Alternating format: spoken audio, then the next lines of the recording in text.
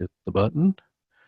Good afternoon, everybody. My name is Todd Lyden. I'm the Small Business Center Director at Bladen Community College. Thank you for joining us today for Selecting and Forming a Nonprofit Board, our webinar. And go through, let me tell you a little bit about us. The Small Business Center is one of 58 throughout the North Carolina Community College system. We do both no-cost seminars live on campus in different locations, and these webinars, as well as one-on-one counseling. Here's my contact information if you'd like to find out more about either of the other services we offer.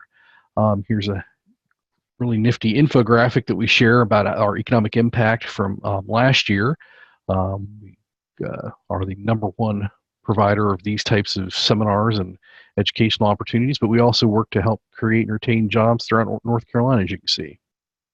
If you're interested for more types of webinars like this, we've got Mr. Rhyan Breen, who I'll introduce in a second here, coming back with us next month on August 15th for a small business frequently asked questions for attorneys webinar. Same time on Wednesday. And then about 10 days later, we'll have another one with another presenter of ours that might be of interest to you on cash flow and budgeting for nonprofit and faith-based organizations. So that's another one. That'll be a 2-hour one on Monday, August 25th. So we're very lucky today. Ryan, are you there? I'm here. If you want to go ahead and take control while I introduce you briefly, Rhyan Breen is a attorney in Wilson, North Carolina, and has been gracious enough to do a series of legal webinars, including these nonprofit webinars, partially based on his own experience and also partially based on his skills. So Ryan, if you want to run away with this one. Absolutely. Today we're going to talk about forming a nonprofit board. As Todd indicated, my name is Rhyan Breen. I'm an attorney at Farris and Farris in Wilson, North Carolina. Currently, I serve on 3 different boards: the local arts council, the local science museum, the North Carolina State Youth Advisory Council. I'm also on the board of a couple of other smaller boards, one faith-based, and I think the other one is Wilson OIC. So why do you need a board? Which is a good threshold question to begin with. Well, the first reason is because the law says so. North Carolina General Statute 55A outlines what kind of board you have, and we'll get there in a second.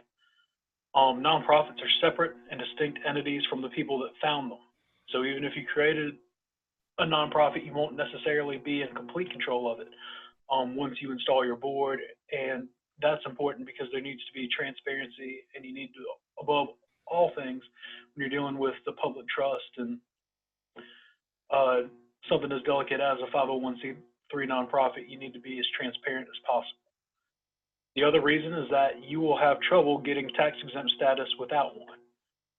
Form 1023 requires you to disclose all of your officers, directors, and trustees.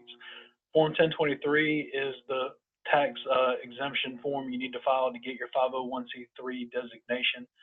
You don't have to file it initially after you create your nonprofit, but one of the first things your board is going to do is walk through filing that 1023 and making sure it's done correctly. Or at least ideally, that's one of the first things that your board is going to do if you're starting a new nonprofit, is doing that 1023 and a 990 and the 990 form. You only need to do the form 1023 and the disclosure of all your officers if you anticipate your nonprofit getting more than $5,000. And like I said, you need a board to avoid the appearance of impropriety and self-dealing, and more than anything, to hold the nonprofit accountable and make sure it's operating above board. And lastly, a nonprofit is, just like any other corporate structure, a corporation. And the reason why you set up a corporation is to limit your individual exposure, because you don't want to get sued personally. You don't want to be held individually liable if somebody gets hurt, injured, or anything like that during the course of your operations. The way you do that is by structuring a board and by creating these degrees of separation between yourself and the actions that you're taking. By establishing a board, it makes it a lot more difficult to do what's called piercing the corporate veil, or just pointing to one bad actor or one individual actor. And it shows that you are actually a legitimate corporation rather than one person or a couple of people just trying to do one thing. So I like to begin my talks anytime you're talking about assembling a team or anytime you're talking about creating a group of people with a talk called the 5 Types of People. The first person I ever heard give this talk was a fellow named Jim Seipel. He was my football coach down at Methodist University. He recently passed in January, and every year, without fail, during training camp, he'd talk about the 5 types of people. This version of the events, or this version of the talk, is going to be slightly altered for educational consumption. But the way the story goes and the way the legend is that they were in the middle of a football game. The game, it wasn't even halftime, but it was pouring down rain. There was a thunderstorm. There was lightning that had to stop the ball game. Coach Seipel and the team got pulled, not even into a locker room because this is Division III football, which is the smallest of small potatoes. But they get pulled into this little hallway, and he starts hearing complaining because they're losing, and they're losing pretty bad. And finally, throughout all the complaining, he gets fed up. He throws his clipboard, he smashes it, and tells everybody to be quiet. And then he starts into this talk about the 5 different types of people, and he starts telling folks that the first type is doctors. A doctor is the type of person or player that can find an ailment and prescribe a cure even if the ailment never existed and that prescription is non-effective. They often do this without asking. Doctors are people that try to fix non-existent problems. Or doctors in this context are people that try to fix non-existent problems. See also bureaucrats, and I put that in there just as an example, because I know in my line of work we have to deal with the administrative office of the courts, and apparently it's somebody's job to alter forms anytime there needs to be an extra comma or an extra box. There are committees just dedicated to forms, and they don't really fix any kind of problems. All they do is create more problems because they forget to tell everybody that they've updated the form. And then when you submit the form, they say that your form's not compliant, and it just becomes a mess. But doctors are people who try to fix things that may not need fixing, that try to do it without asking. And more often than not, their prescriptions aren't, or what they try to do isn't effective. The next type of person is a lawyer, and I got a little picture of Saul Goodman down there, because that's not necessarily the type of lawyer you want or need. A lawyer loves to debate and present his case. They're always looking for technicalities and excuses. Lawyers in this context are trying to find excuses why things went wrong rather than working towards any kind of meaningful solution. A good example of this would be a political pundit or somebody who just sits back and complains and tries to push their agenda. They don't really help. They're just looking for, they just want to be heard. They want to feel like they're participating without actually doing anything. In a locker room or a boardroom, in this case, doctors and lawyers discover these problems or create these problems and attempt to resolve them unilaterally. And the way they go about this causes division, confusion, and delay. In a crisis or in a crunch, these type of people can be deadly. And bless their hearts, almost every single one of them really does believe that they are doing something to help the common goal. But in actuality, they often are not. The third type of person is the fighter. I've got my little meme down there. There would be no game of chess if the pawns refused to play. And that means, not everybody can be the king or the queen. Not everybody is as important as the knight or the bishop. But what really sets the stage for a chess game are the pawns, are the people in there doing it every day. Boots on the ground, just doing everything to the best of their ability. But Coach Seipel said that a fighter is your loyal base. Their main goal is to make a positive impact and help reach goals. They follow the rules, they work hard, they stay positive, and they perform their tasks to the best of their ability. Fighters, among other things, are essential to any type of organization. The next type of person is the fool. I've got a picture of Terrell Owens down there who caused a lot of problems in the Eagles locker room and almost every other locker room he wandered into. John Rocker on your far right, who was a Atlanta Braves pitcher who caused a whole lot of problems both at the Braves and for the Mets. And then my favorite fool of all time is probably Bluto from Animal House. But the fool is, well, he's a fool. He breaks the rules, gives up quickly, embarrasses the team with his asinine actions, and is a negative influence on the group. These people are absolutely poison to an organization, and they need to be avoided if at all possible. The last type of person is the wild horse rider, and down in the bottom corner I've got a picture of Teddy Roosevelt, who, along with he and his Rough Riders, were probably one of the most prolific regiment. I don't know if they were a regiment, but groups in the army. But anyway, the wild horse rider is that intangible person. That person who is always a winner. They may not be the best, but they always claw, fist fight, and find a way to win. They'll do whatever it takes. They perform, they lead, and they run towards trouble and overcome it.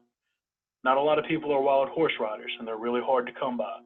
But in every successful organization, they are absolutely necessary to its success. And then he closed the talk by asking, which one are you? The doctor, the lawyer, the fool, the fighter, or the wild horse rider? And that typically got us really inspired. But I thought that's particularly poignant for today because we're discussing what kind of people you want in your organization. Your board of directors essentially helps you call the shots, or does call the shots. They implement policy, and then it's the job of the staff and the executive director to implement that policy. Just really briefly, let's talk about board size. As I indicated, North Carolina General Statute 55A-803 talks about how big your board has to be. They don't have to be terribly big. It only requires one or more natural persons. Like I talked about in the first slide, though, the more people you get, or the more legitimate your board seems, and it starts to seem more legitimate based on the amount of people you have on your board, the better. That number, of course, can increase or decrease based on your bylaws. Your bylaws are typically voted on or in place during your first or second board meeting. And then your process for removal, resignation, or addition of board members is typically also based on your bylaws. Board size, the average board size for a nonprofit, not including churches, or church, as I like to say, is 16 members. That was pursuant to 2 studies by Board Source in 2000 and 2007. And I just thought it was kind of interesting that Board Source is a nonprofit that talks about board leadership and educational corporations. So it's a nonprofit that talks about nonprofits and analyzes nonprofits. But remember, when you're deciding how big you want your board to be, bigger isn't necessarily always better. You need to figure out what works for your organization. The number of people on your board. There's a popular rule out there for there to be an odd number of board members, and there's actually research out there to support that. In 2012, some folks at Nanyang Tech University in Singapore, the fighting, I think that's a lion, did a study called Voting Efficiency and the Even Odd Effects of Corporate Boards. The study looked at over 12,000 different board decisions over the course of a decade, and they found that boards with odd-numbered amounts of individuals made higher quality decisions, and that they outperformed even-number boards on a variety of metrics. The problem with this study, and I apologize for citing this study, I got this information from another source that cited the information, but I went back to try to find more excerpts from it, and for whatever reason, this study from Singapore is difficult to locate. But even numbers of board, the study goes on to find that even numbers of board members promote conformity. Even number of board members on your board promotes conformity preference, and we'll get more into that in a second. But that essentially means that rather than trying to do what's best for the organization, people are just trying to vote for the winning side rather than what is the right side. So why an odd number? Like I indicated, there's always a balance between performance preference and conformity preference when people make decisions. Performance preference is the best possible decisions being made for the good of the organization. In boards with odd numbers, when they analyze the data for odd number boards, performance preference won out more than conformity preference. Conformity preference, again, is just decisions being made in order to vote with the majority. But the study also found out that the larger the board you had, the less important it was to have an odd number of board members, and that's because those board members could hide behind other board members, and there was less pressure to conform. And now we've got a little excerpt from an old movie, one of the movies, not that we had to watch, but one of the movies I watched when I was in law school called 12 Angry Jurors, or 12 Angry Men, sorry. 12 Angry Men centers around 12 jurors trying to come to a decision. As a general litigation attorney, I often hope that my juries are making the right decision and are operating via Why are all your performance preference, but more often than not, I end up with them acting with a conformity preference. But here is the scene. And if you stop right there, you see somebody who's been drawing pictures of Rice Krispies. That person isn't necessarily want somebody on your board. That may very well be the fool in the group. guilty?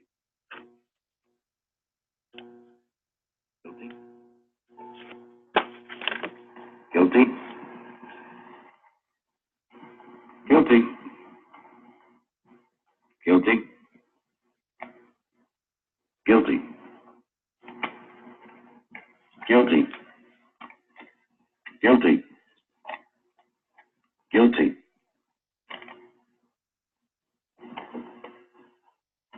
Not guilty. Guilty. Boy, how do you like that? Oh, the chap flips his wings. All right. Who was it? Come on, I want to know. Excuse me, this was a secret ballot. We all agreed on that, no? If the gentleman wanted to remain secret. Secret? What do you mean secret? There are no secrets in a jury room. I know who it was. Brother, you really are something. You sit here both guilty like the rest of us, and some golden-voiced preacher starts tearing your poor heart out about some underprivileged kid just couldn't help becoming a murderer, and you change your vote. That isn't the most sickening. Why don't you drop a quarter in this collection box? Oh, now just wait a minute. Listen, you can't talk to me like that. Well, who do you think you are? Calm It down. doesn't matter. He's very excitable. Sit down. Excitable? You bet I'm excitable. We're trying to put a guilty man in the chair where he belongs. Don't stop telling us fairy tales and we're listening. Hey, come on, man. What made you change your vote? He didn't change his vote. I did. Oh, fine. I knew it. Would you like me to tell you why? No, I wouldn't like you to tell me why. Well, I'd like to make it clear anyway, if you don't mind. Do we have to listen to this? The man wants to talk. Thank you. This gentleman has been standing alone against us. Now, he doesn't say the boy is not guilty. He just isn't sure. Well, it's not easy to stand alone against the ridicule of others, so he gambled for support, and I gave it to him. I respect his motives. The boy in trial is probably guilty, but I want to hear more. Right now, the vote is 10-2. I'm talking here. You have no right to leave this room. I hear you. Never will. Let's sit down.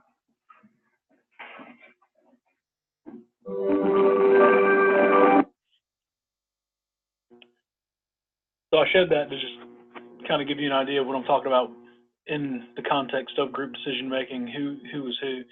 The fellow drawing the Rice Krispie treats, that's the guy who doesn't want to be here. That's the guy, and similar to the guy who stormed off, who doesn't want to listen to anything and has already made up his mind and doesn't want to help at all and is being counterproductive. Those are the fools. The doctors and the lawyers are the ones who are upset. I think the most notable example of the doctor is the first person who stands up and starts lambasting the fellow he thinks changed his vote, even though it wasn't. The older fellow in the clip is a good example of a fighter, and the fellow who sort of brings on all the conversation and the one who kept the debate going in the jury room is your wild horse rider. That's the person who's trying to do what's right and what's best for the organization. In this case, the organization is the American criminal justice system. That's just a little example of how that works, and you can see sort of the delicate balance between the people who wanted to get out of there, who were voting guilty because it was a simple decision and an easy decision and the decision they thought would be the most popular, that's the conformity preference. And then as time wears on, and the plot of the movie is that more people start voting, and the more they talk about it, they start voting for what they believe is right, and that's your performance preference. So board development for existing boards, if you already have an existing board, if you're just listening to this to talk about or to hear about one man's thoughts about board members and how your board should be structured, you need to develop a nominating committee, and that nominating committee needs to reflect your board's strengths. It needs to be focused on finding people that are willing to learn and that share the board's vision, people who are willing to bring on differing perspectives, people who know the difference between different perspectives and an injurious perspective.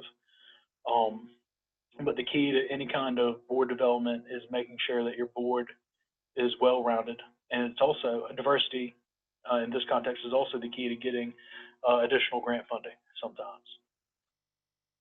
If you have an existing board, some questions you can ask as you look at your candidates or you look for candidates is looking at what your board composition looks like now. Do you have too much of the same people, too many people in the same area? Do you have too many people with similar expertise? Do you have too many retirees? Is your board performing like it should? Are you able to get through your meetings? Are you able to get business done? Are the subcommittees and the other organizations within your board operating as they should? And one of the most important questions you have to keep on asking yourself is whether or not your clientele is being adequately represented and services being done for them.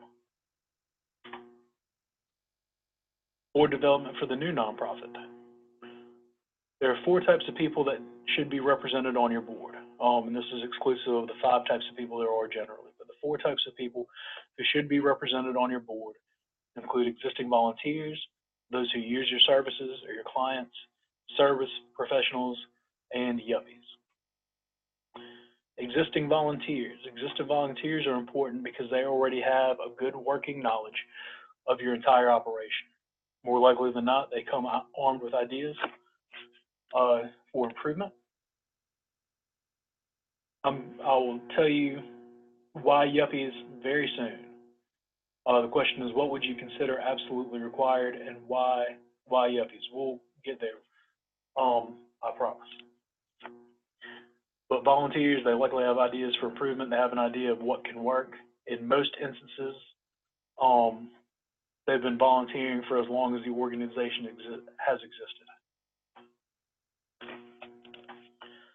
People who use your services or your clients, or client adjacent. If you're a nonprofit that services children and youth, it's very difficult to get a child or a youth to serve on your board. May not be the best choice anyway. I know that on the State Youth Advisory Council, we do have some of our students on the board with us, but those are high school students who have already demonstrated a high level of leadership and involvement in their local youth councils. And by client adjacent, I mean parents, grandparents, people essentially who have skin in the game. But they are your target audience. They will help the board remain grounded and aim towards its mission. They bring the perspective of how the people that use your services view your organization. And much like the volunteer, they can typically come armed with ideas to change the organization or implement ideas to make your organization more user-friendly. Service professionals, everybody's favorite accountant, Kevin Malone from The Office. CPAs are helpful reading and interpreting your balance sheet. You should not rely on the CPA on your board to do your accounting. You should have a bookkeeper or another accountant. The purpose behind having an accountant on your board is to eliminate conflicts of interest and promote transparency, and they should really only be there for oversight. You are not putting people on the board to get free and unpaid labor. If you're using your accountant on the board as the accountant for your organization, you're likely going to run into conflicts. One of the things you have to disclose is whether or not members of your board are paid and in what capacity they serve. Like I've said in the previous slides, one of the things you need to do is avoid the appearance of impropriety. And one of the ways you do that is just making sure that, or not making sure, but not allowing the person who directs and steers the organization be the person who necessarily keeps the books. That is a recipe for disaster. And anytime money's involved, no matter how good somebody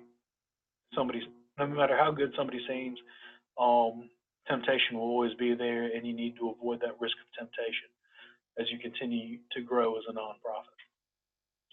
Service professionals continued. Also, attorneys, and I know I said lawyers. Lawyers are bad people, but I'm a lawyer. I gave Saul Goodman as the original example. He's a bad lawyer. In the bottom corner, I got Matlock. Matlock, I think everybody seems to agree, is a good lawyer. But lawyers are also good for their oversight. They make sure the corporation isn't undertaking any illegal or unethical action. The lawyer on your board, again, should not be the lawyer that represents your nonprofit. And this is pretty much for the same reasons why your CPA and your accountant or your bookkeeper shouldn't be the same person. You run into conflicts if the board member, especially if it's a compensated board member, is the lawyer for the nonprofit and a member of the board. Yuppies. Todd asked why yuppies, but yuppies, as you may or may not know, are young, upwardly mobile professionals. Jason Bateman probably being the worst example of yuppies. But yuppies nowadays are millennials, and I hate that term, but things you need to know about millennials: there are about 79 million of them versus 48 million Gen Xers. Their purchasing power is about $170 billion a year. They text a lot. They will make up more than about half the workforce by 2030.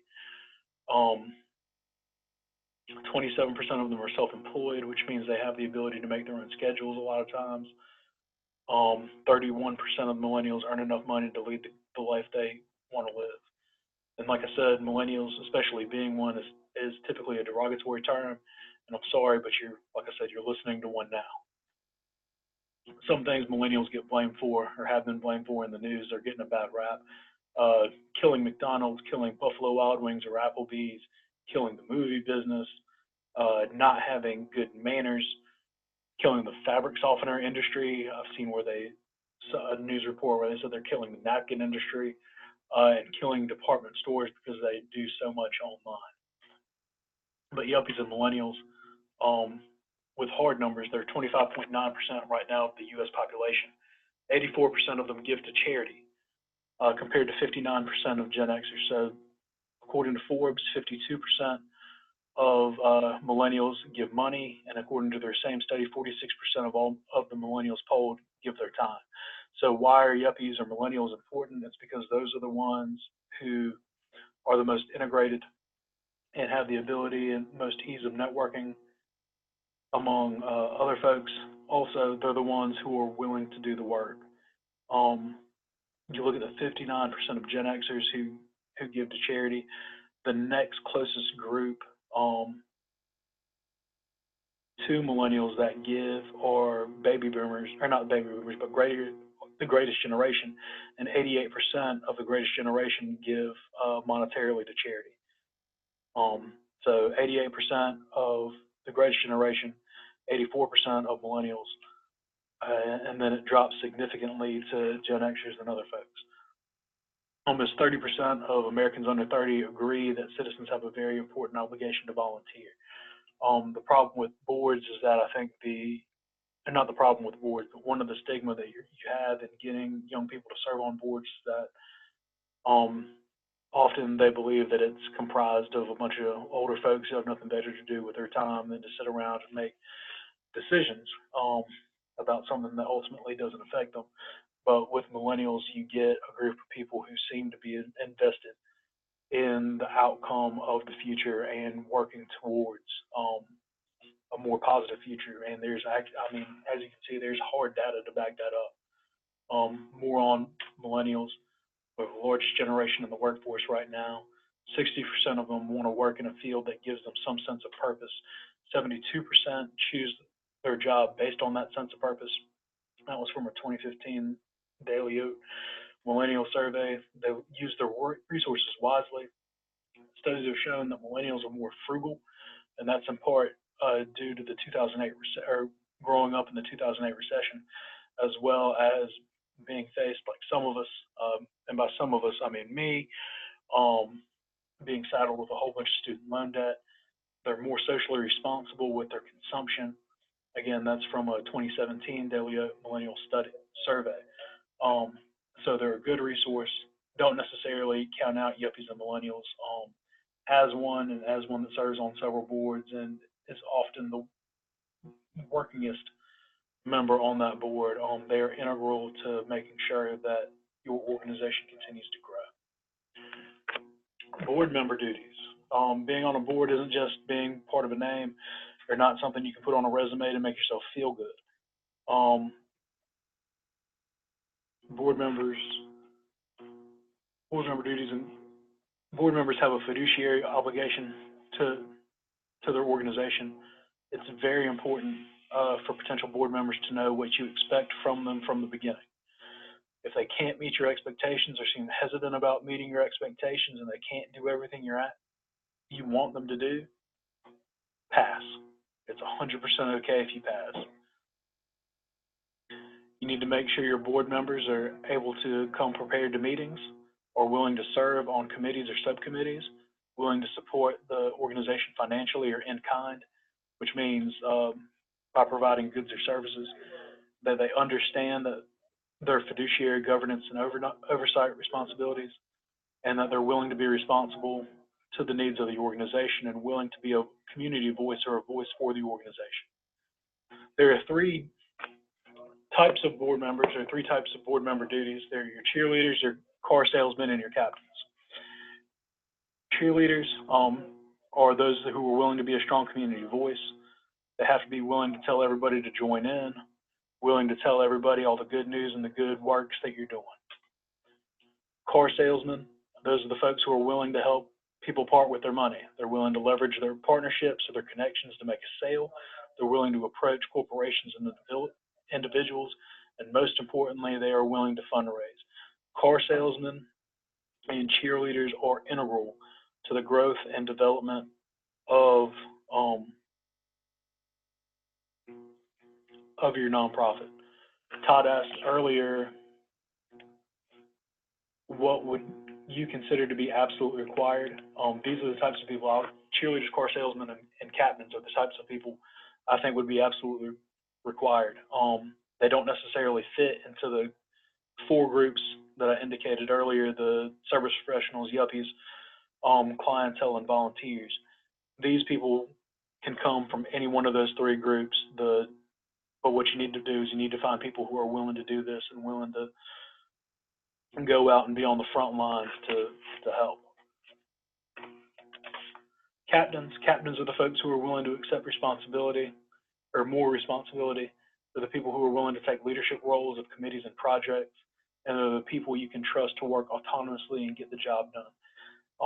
Inevitably, as your boards grow and as things become more difficult, like the poet once said, "Mo money, mo problems." The bigger you become and the more you undertake and the more projects you undertake, the more you're going to have to delegate oversight responsibilities or steering responsibilities to committees, and you need people who you can trust to get the job done in place, because an executive director can't be tasked with doing everything. And an executive director shouldn't be tasked with doing everything. The purpose of the board is to provide that oversight and that nudging in the right direction, and that steering to keep and maintain your nonprofit on the right track. One of the things you need to do when you're selecting your nonprofit board members is you absolutely have to vet your candidates. You need to have an application process, even if you're just starting out. Even though you have people who are willing to help you, you need to make sure that you have some sort of application process.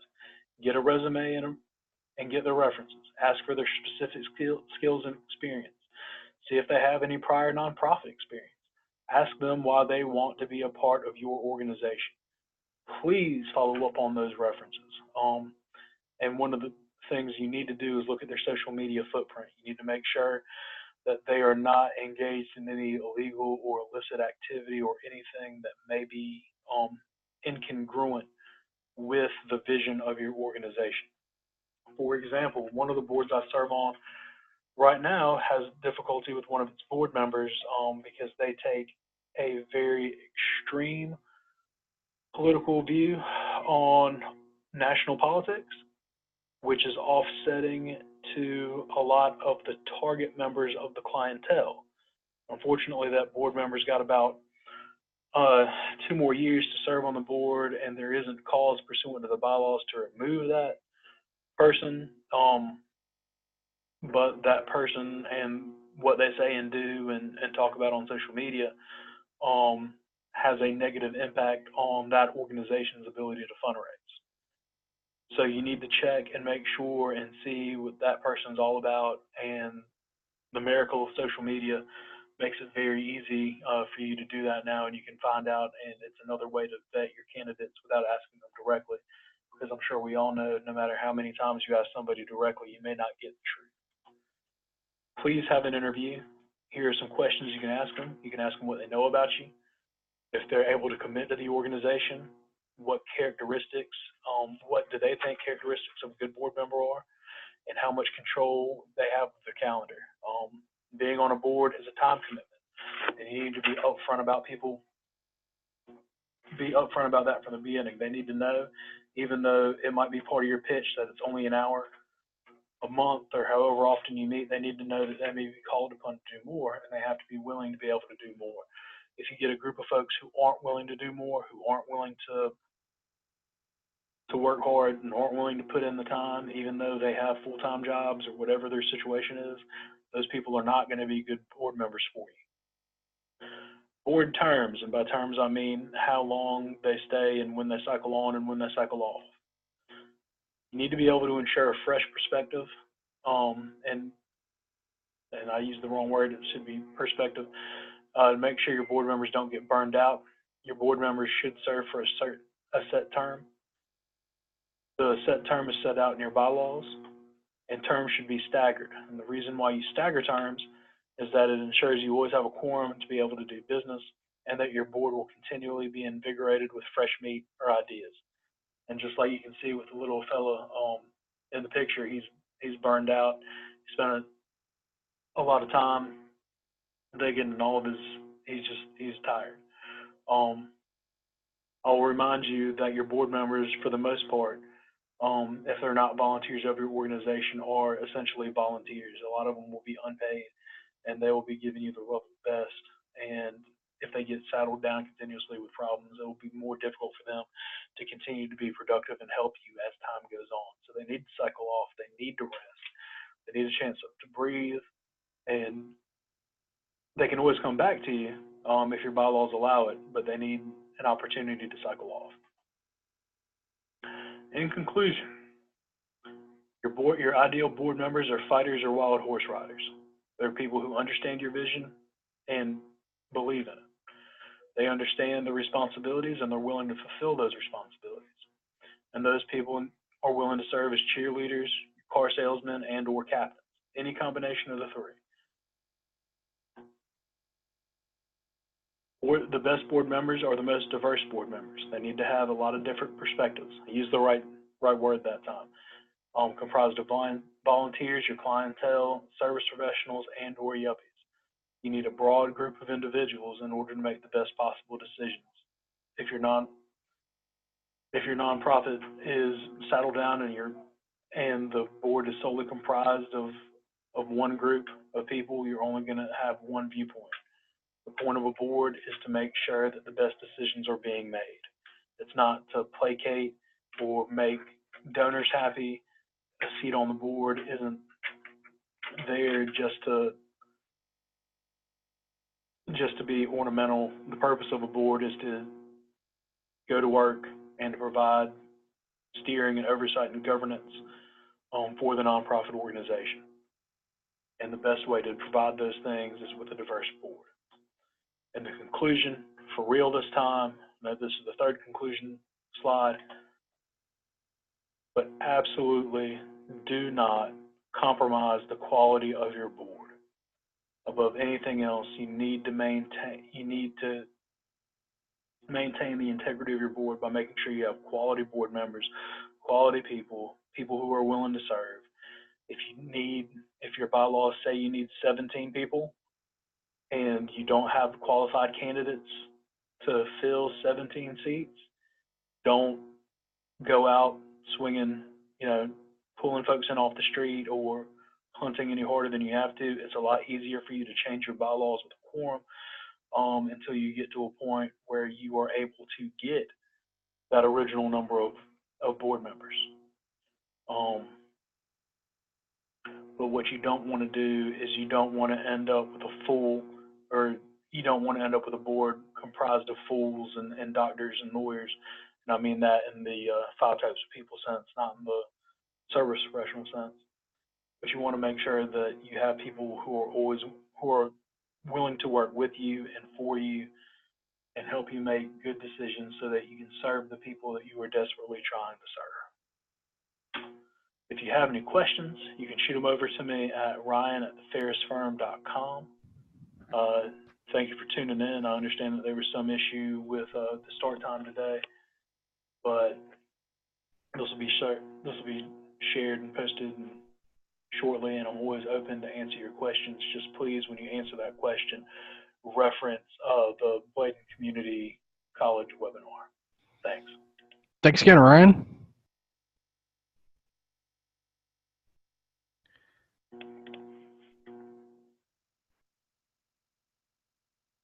And Ryan, for anybody who's interested in getting the five types of people off of your slideshow, will you share that with us? Absolutely. All right. Do you want me to share it in the original form? Or No. the, academic? Your academic form is fine. Okay. All right. Thanks, Ryan. Talk to you later. Bye.